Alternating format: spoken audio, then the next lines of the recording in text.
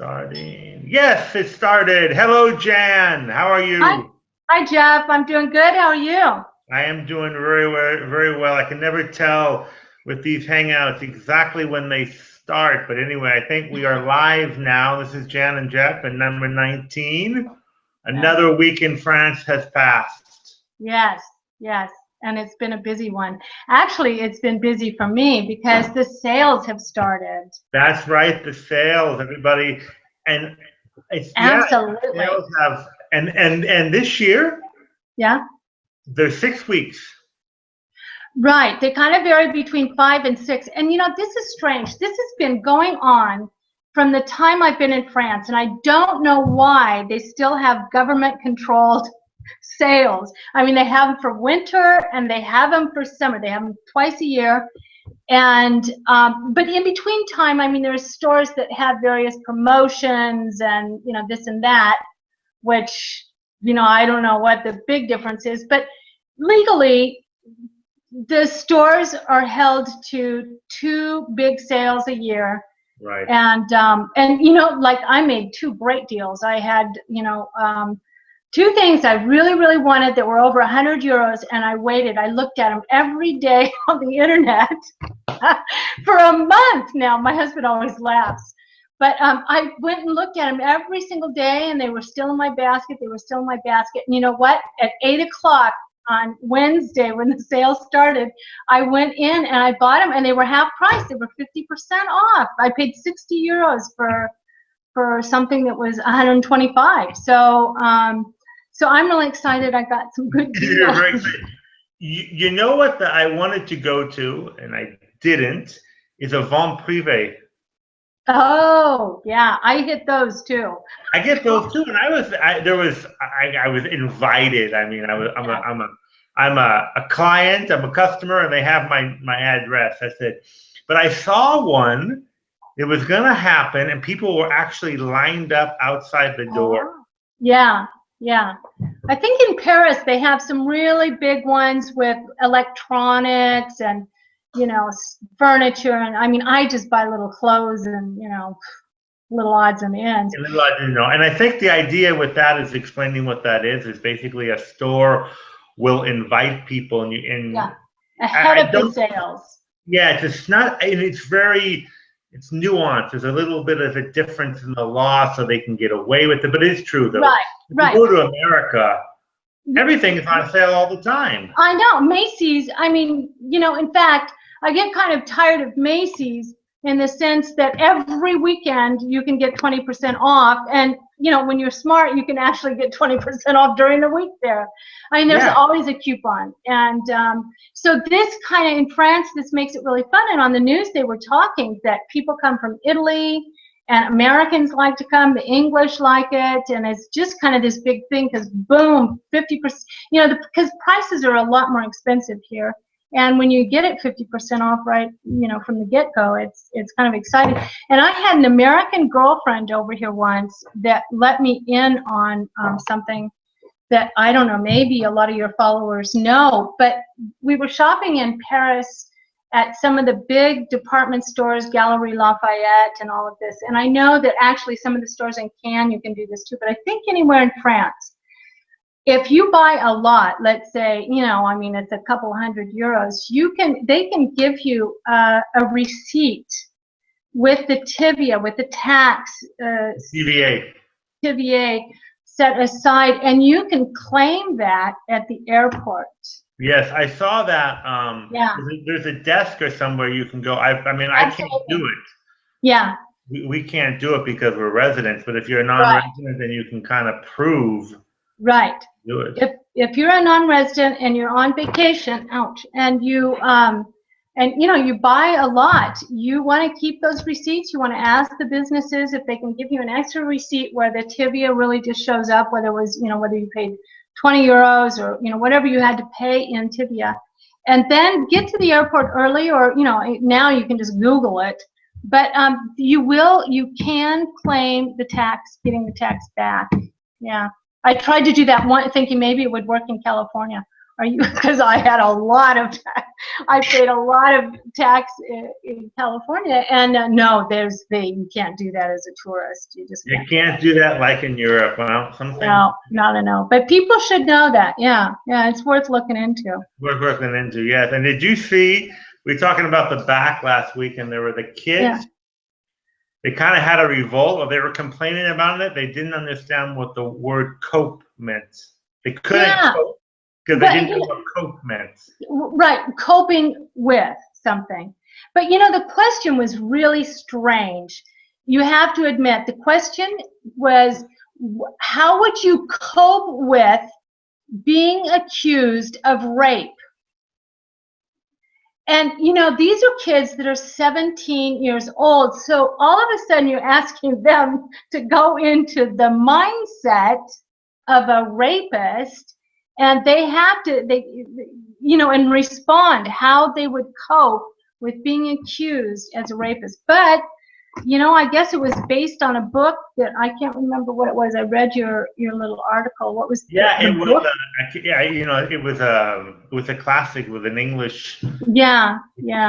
I can't remember. I can't remember who it was, but. Right. But, it was based on this book that was really popular. But I just thought that was really, and a lot of the students didn't know what coping with meant, but that's beside the fact. I mean, coping with, they said that it's not very common. Well, it is. We say coping.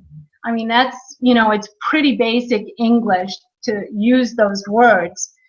But just the question, I thought, was bizarre. The question was strange, yes. Yeah. So the education here is really different. And the kids complained because they thought coping with was way out of line because it wasn't very common. And, they're talking about rape. And anyway, I thought, wow, it's still complicated here. How is the lavender? Oh, the lavender is gorgeous. It's all in bloom down here. And, we're just surrounded with it. When I was running the bed and breakfast about 20 minutes from here, we were surrounded by 24 hectares. And that's, I don't know, 40 acres, something like that. And so we're just surrounded with a lot of lavender fields. And I just sent you one, because what really is flabbergasting to me was, I do notice the lavender fields because they're just so blue, and it's so striking against a field of, golden wheat. And the wheat down here is just really, the lighting just makes it kind of look white, kind of a whitish yellow. And so the contrast between the deep lavender blue is really pretty. So actually, I'm now working part-time in an industrial zone. Oh. And before I get into the industrial zone, there's this gorgeous lavender field with one of those little old stone houses right in the middle of it. So the picture that I sent you of the lavender field, if you can imagine, behind me, if I were to take the picture the other direction, you would see an industrial zone. So I thought that was kind of funny, because you see these picture postcards where everybody just goes, oh my God, the lavender fields and this and that. Well, you don't always know what's around it, though. Exactly. You see the field, but. Right. France is changing its look quite a bit because, anyway, I won't get into what I saw in the news again last night, but, there's a lot of businesses springing up amongst the agricultural, and lavender is grown as an agricultural thing. It's not just for looks. I mean, they actually, they cut it around the, 14th. By the 14th of July, it's pretty much all cut. Yeah, I heard on the news they were talking about barley too. Oh, right. There, you'll notice in the picture I sent you, the field in front of it has already been cut. And when they cut the hay here, they usually will harvest the hay and not the straw, but the hay. Yeah. The straw comes from the wheat, but the hay is already done, and sometimes they'll sneak in, if they're lucky, they can sneak in another harvest in the. Oh, right. They replant it twice. Yeah. Well, I'm in the Rhone Valley, so I'm in a pretty big agricultural area. And so there's a lot of fields around, and that's why a lot of the postcards come from down here in the south. Right, exactly. But you know, they've just, most of the wheat fields are still there. But I noticed coming home that, well, when I took that picture, I noticed that field was cut, and there was another one on my way home. So Yeah, they you know, and then the month of August, once all the fields are cut here, the whole scenery just changes. It changes everything. Yeah, because we get the big, huge fields of sunflowers, and the vines are still green. So you'll get a wheat field, a lavender field, a sunflower field, and then the grapes. And the contrasts are really stunning. It's like the postcards that you see really down here. Yeah. That's good. Yeah, it's quite pretty. It's a nice, June is one of the prettiest months to visit the south of France, I think. May and June, but June being probably the best. Yeah. So there you go. That's my opinion. Yeah, it is good to know. June. And that's before the kids are out of school and before the big tourist season of July and August. June's a great month to visit here. June, and I think also now they say September. Yeah, September is just as nice. Yeah, it really is. You don't have the same scenery, but it's a very nice month to travel to. June and September are great months. I think you're right. I think you're right. Yeah. And there was something I had put on my website, and I put it on Facebook, and it was very popular.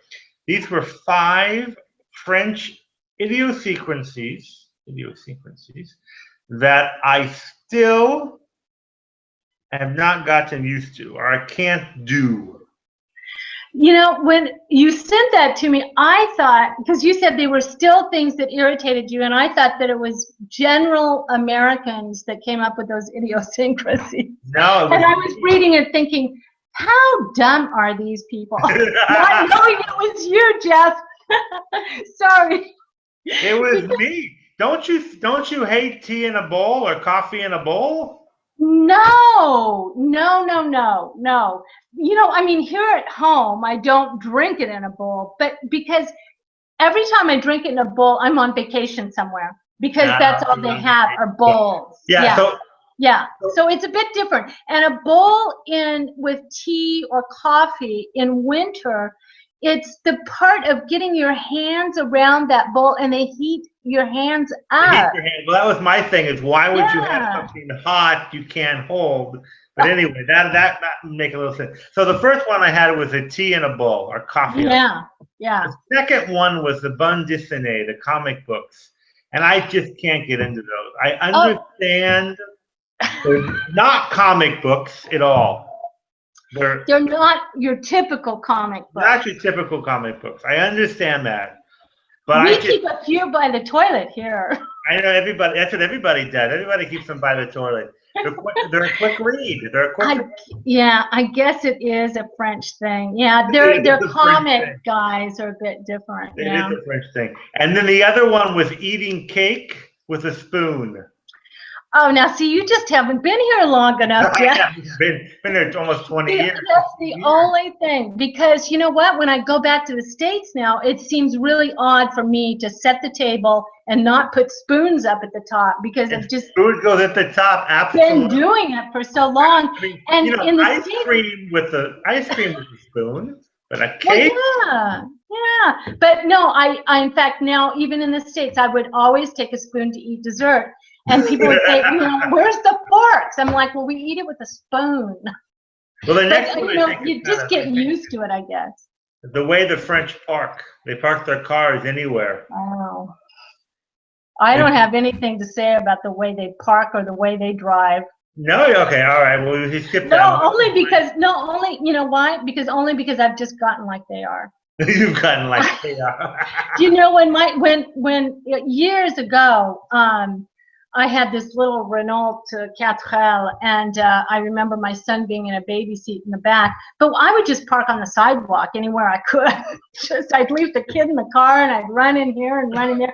But that was during, you know, we'd still park on the sidewalks. I think I'd probably get in trouble for that now. But yeah. And I'll have to tell you about my parking tickets. One of Oh, these yeah, days. we can do that I another had 3,000. I don't remember whether it was euros or no. It had to have been francs. 3,000 francs worth of tickets. 3,000's a lot. 3,000's a lot. Divided by 6, that's a lot of money. I talked myself out of it, or I talked the police department out of it. What am I saying? That you could never do in America. No, I'll tell you the story someday because it is kind of funny. It's kind of funny. And the last one I had was the peeling of potatoes. Yeah, yeah, I agree. They won't eat a potato with the skins on it. They only eat the new potatoes, the young potatoes. That's the only ones they'll do. Yeah, yeah. But you know what? Potato peels are on menus in the States. Yeah, potato peels are on menus in the States. So there's a real difference between, in fact, at my job today, because we had a working lunch, I made chili dogs for everybody.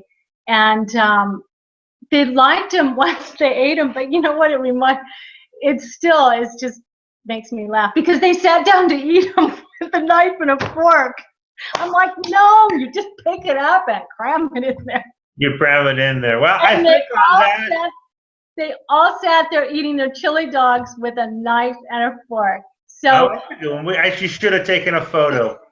I should have, because somehow I felt like I was still in France eating a chili dog. Sounds good, Jan. We'll stop there. Perfect. Bye-bye. Listen, you have a great weekend, and we'll see you next week, Jeff. See you next week. Bye-bye. Okay. Ciao, ciao. Bye.